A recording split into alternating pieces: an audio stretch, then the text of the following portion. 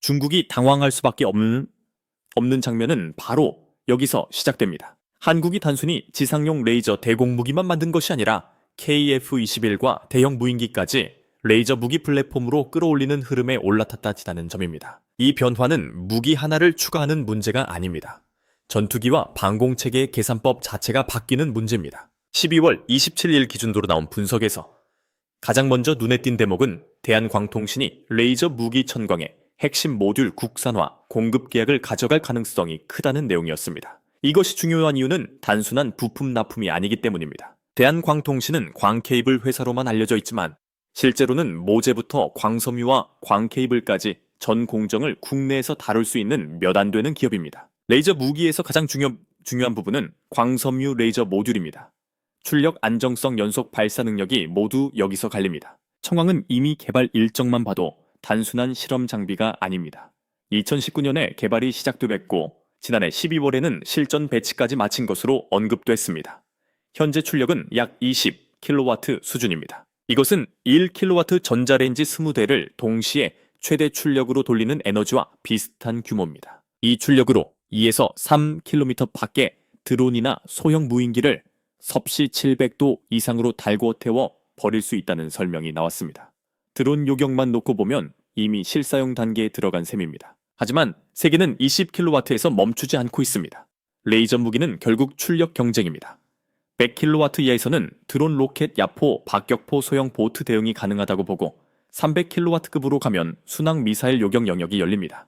1MW 이상으로 올라가면 탄도미사일과 극초음속 미사일까지 노리는 구도가 됩니다. 이것은 먼 미래의 상상이 아니라 미국, 이스라엘, 중국이 이미 개발 로드맵을 짜고 있는 기준입니다. 미국은 이미 50에서 60kW급 레이저를 장갑차와 함정에 올려 운용하는 단계까지 갔고 2030년대에는 미사일 요격용 메가와트급 레이저를 목표로 삼고 있습니다. 이스라엘은 100kW급 아이언 빔을 실전 배치해 최대 7km 거리에서 로켓, 포탄, 드론, 미사일까지 요격하겠다는 계획을 공개했습니다. 중국도 30kW급 레이저 무기를 만들었고 위성 센서를 무력화할 수 있는 대위성 레이저 체계까지 연구 중이라는 분석이 계속 나오고 있습니다. 한국도 이 흐름에서 물러서지 않고 있습니다. 육군은 청왕의 출력을 단계적으로 끌어올리는 계획을 잡았습니다. 2030년 이전에는 차량 탑재형 30kW급 블록 1을 개발하고 그 다음 단계로 100kW급 블록 3까지 확장해 중거리 무인기와 미사일 요격까지 한 번에 커버하겠다는 구상입니다. 핵심은 레이저가 탄약 보급 부담을 거의 없애고 발사 속도는 빛의 속도이며 운용 비용을 극단적으로 낮춘다는 점입니다. 비용 차이는 더 충격적입니다. 사드 요격 미사일 한 발을 쏘면 약 110억 원이 들어갑니다. 신궁도 한 발에 약 2억 원입니다. 그런데 레이저는 한 번 발사 비용이 1달러 수준으로 언급됩니다. 미사일 방어가 수억 원에서 수십억 원을 쓰는 방식이라면 레이저는 전기 요금에 가까운 방식입니다. 그래서 2025년 약 7억 달러 규모로 평가된 글로벌 레이저 무기 시장이 2031년에는 22억 달러를 넘길 것이라는 전망까지 나옵니다. 단순한 성장 산업이 아니라 폭발적으로 커지는 차세대 전장 시장입니다. 여기서 더 큰 이야기가 KF-21로 이어집니다. KF-21에 레이저 무기를 탑재한다는 것은 방어 장비 하나를 추가하는 수준이 아닙니다. 공중전의 개념을 바꾸는 이야기입니다.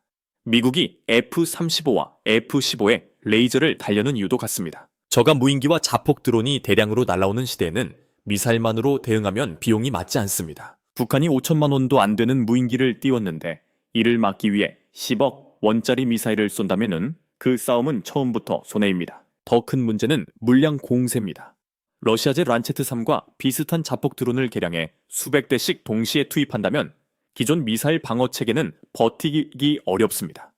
레이저는 이 계산을 바꿉니다. 빛의 속도로 직진하고 유도 시간이 필요 없으며 전력이 공급되는 한 계속 쏠 수 있습니다. 표적에 뜨거운 점 하나를 만들면 금속 구조물과 전자장비는 버티기 어렵습니다. 그래서 레이저는 새로운 무기가 아니라 전쟁 방식 자체를 바꾸는 도구로 평가받는 것입니다. 한국은 2030년대 초반을 목표로 KF-21용 레이저 무기를 실전 배치하는 그림을 그리고 있습니다. 천광 블록 3 수준의 고출력 레이저가 전투기에 올라간다면 KF-21은 단순한 전투기가 아니라 미사일과 무인기를 빠르고 저렴하게 처리하는 공중 방공 플랫폼이 됩니다. 기존 요격 미사일 중심 체계가 가진 비용 문제, 탄수 제한 재장전 문제를 레이저가 상당 부분 덮어버리는 구조입니다. 결과적으로 전투기의 생존성은 올라가고 작전 지속 시간도 늘어납니다. 미국도 같은 방향으로 움직이고 있습니다. 과학 매체 보도에 따르면 미국은 600kg 이상급, 즉 그룹 4와 그룹 5에 해당하는 대형 무인기에 고출력 레이저 같은 지향성 에너지 무기를 탑재하는 구상을 검토하고 있습니다. 모든 대형 드론에 다는 방식이 아니라 작전 환경에 따라 선택적으로 장착하는 방식입니다. MQ-21C 그레이, 이글 이후 미 육군 무인기 역사에서 가장 큰 변화라는 평가가 나오는 이유도 여기에 있습니다. 미국 방부는 고출력 레이저를 6대 핵심 기술 우선순위 중 하나로 밀고 있습니다. 제너럴 아토믹스가 말한 레이저의 효과도 분명합니다.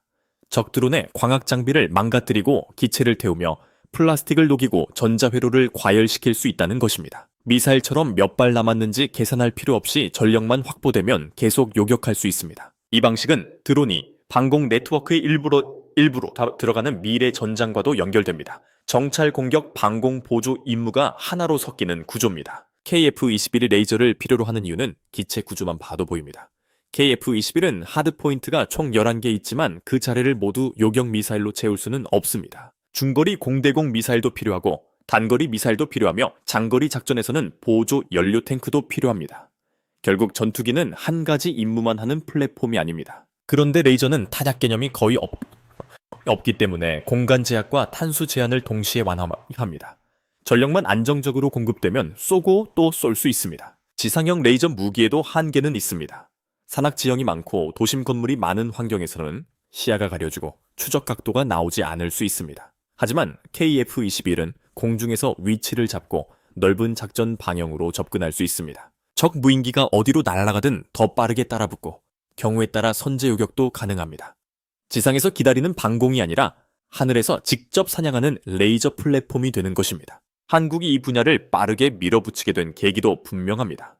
2022년 북한 무인기가 서울 상공을 침범한 사건은 기존 방식만으로는 부족하다는 경고였습니다. 이후 국방과학연구소는 무인기 대응 기술 개발에 속도를 냈고 그 중심에 레이저 기술이 들어갔습니다.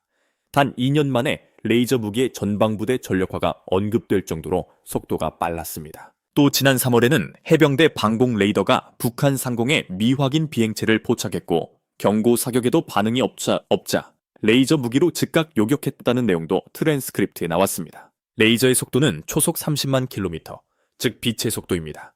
중력 영향이나 탄도 계산 부담이 거의 없고 조준이 끝나면 곧바로 표적에 에너지가 닿습니다. 그래서 블록 3 레이저가 KF-21에 올라갈 가능성은 전 세계 분석가들이 주목하는 핵심 포인트가 됐습니다. 실제로 공대공 레이저가 등장하면 미사일 몇 발을 싣느냐보다 누가 먼저 센서를 무력화하느냐가 중요해집니다. 레이더 적외선 탐지 장비 타겟팅 포드가 잠시라도 마비되면 전투기의 전투력은 크게 떨어집니다. 한국은 레이저만 따로 보는 것이 아니라 센서, 융합 다중 안테나, 전자전 체계까지 묶어가고 있습니다. 국방과학연구소가 개발한 다중 안테나는 하나의 안테나로 4개 무기 체계가 동시에 독립통신을 하는 방향으로 설명됐습니다. 전파 교란 상황에서도 버티고 악천 후에서도 끊기지 않는 통신이 가능해지면 무인기 작전 방향과 통신 안정성이 크게 올라갑니다. 이 기술은 전투기 무인기 함정 위성까지 확장될 수 있습니다. 이 흐름은 KF-21X로도 이어집니다. 5.5 세대급 나아가 6세대 전장 환경까지 바라보는 진화형 전투기 구상입니다. 국산 ESA 레이더, 국산 항전 장비 K-링크 체계, 레이저 무기 전자전 능력이 결합되면 KF-21은 단순히 성능 좋은 전투기를 넘어 전장을 관리하는 플랫폼이 됩니다. 복좌형 전자정이 개발도 같은 맥락입니다. 한 명은 비행에 집중하고 다른 한 명은 전자전 장비와 전장 네트워크를 실시간으로 운용해야 합니다. 현대전에서 전자전은 상대 전투기를 직접 떨어뜨리는 기술이 아니라 상대가 싸울 수 없게 만드는 기술입니다. 적 레이더를 눌러버리고 통신을 끊고 센서를 마비시키면 아무리 최신 미사일과 전투기를 갖고 있어도 전투력은 급격히 떨어집니다. 여기에 레이저까지 결합되면 한국 공군은 미사일 중심 방어의 한계를 넘어 비용 속도, 지속 능력에서 완전히 다른 방어 구조를 갖게 됩니다. 이것이 중국이 당황하고 미국도 같은 방향으로 움직이며 세계 방산 시장이 한국의 레이저 무기와 KF-21을 주목하는 이유입니다. 결국 핵심은 3가지입니다.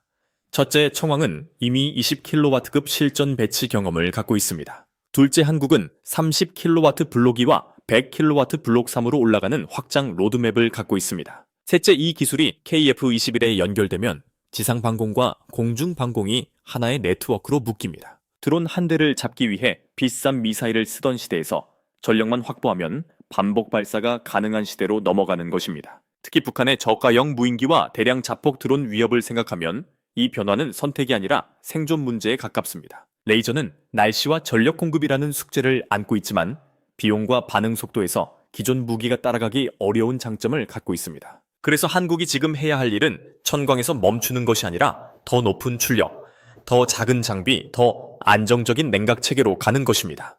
그 끝에 KF-21이 있습니다. KF-21이 레이저를 달면 미사일을 아끼는 전투기가 아니라 전장 전체의 위협을 실시간으로 지우는 플랫폼으로 바뀝니다.